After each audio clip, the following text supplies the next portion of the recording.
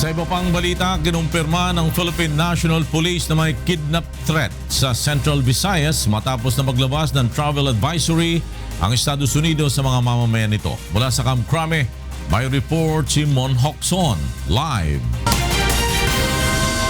Mon? Magandang tanghali, Flor. Kanina nga ay sinabi ni Philippine National Police Chief Ronald De La Rosa na meron ng kidnap threat na natatanggap sila dyan sa may Central Visayas. Ito ay may kaugnayan dun sa inilabas na advisory ng Estados Unidos para sa kanilang mga mamamayan. Sa press conference kayo ng umaga, sinabi ni De La Rosa na kinausap siya ng Regional Director ng PRO7 hinggil dito at may ginawa sila aksyon para labanan ito. Narito ang pahayag ni PNP Chief. Yes, meron tayong preparation for that. I was briefed by the RD of PRO7 na meron nga silang na-monitor na ganon.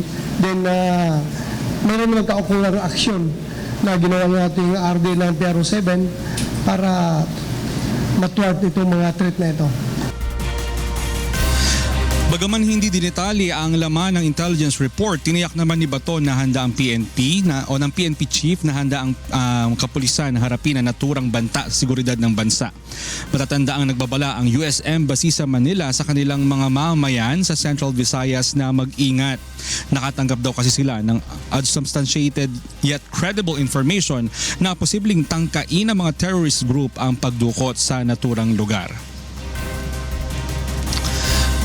Samantala, Flor, nagpaalala rin kanina si PNP Chief na sa mga turista lalo na ngayong long holiday na iwasan na yung mga lugar na may history ng pagdukot, lalo na yung mga pinagkukutaan ng mga rebelding grupo gaya ng Abu Sayyaf.